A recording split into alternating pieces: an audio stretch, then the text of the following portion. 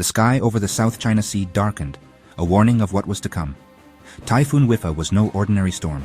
Its approach sent urgent alerts flashing across Hong Kong and southern China. The city's rhythm slowed as the number 8 gale signal was raised, ferries halted, and construction sites locked down. Streets emptied, replaced by the howl of wind and the first bands of rain lashing sideways. Trees bent and broke, debris flew, and the city braced for impact. Night brought the storm's full fury. Windows rattled, buildings swayed, and sleep was impossible. In coastal Guangdong, storm surges flooded villages, turning roads into rivers.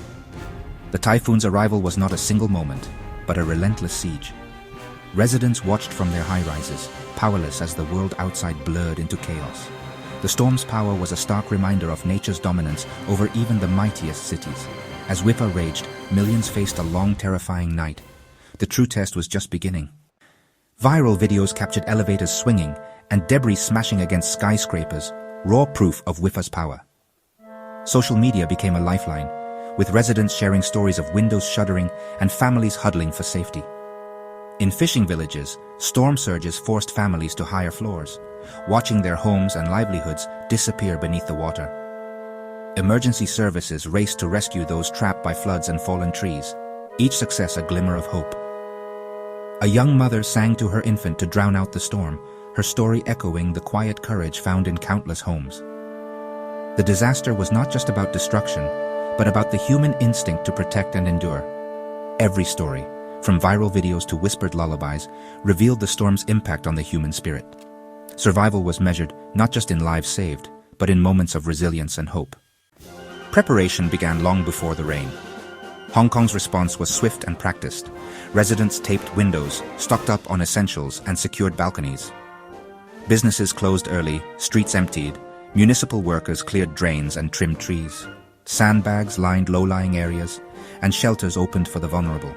Hospitals and emergency services readied for the worst, while volunteers staffed shelters.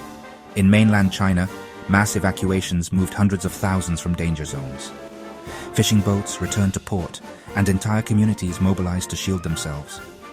The city's collective effort was a race against time, every action a barrier against disaster. Preparation was not just routine. It was a testament to hard-won experience. The city stood united, bracing for the storm's arrival. Amid destruction, empathy flourished.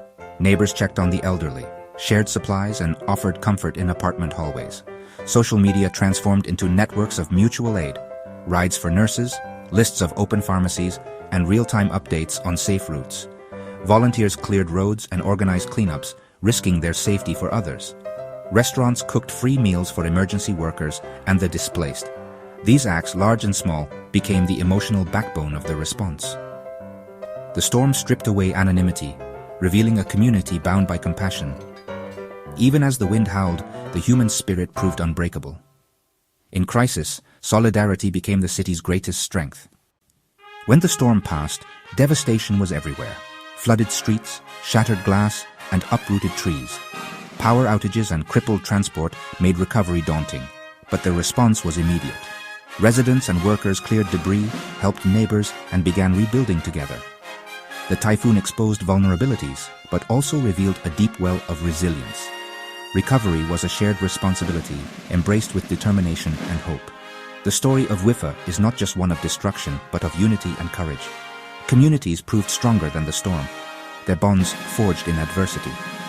As rebuilding began, the legacy was clear. Even after the fiercest storms, people rise together. Hope, not ruin, would define what came next.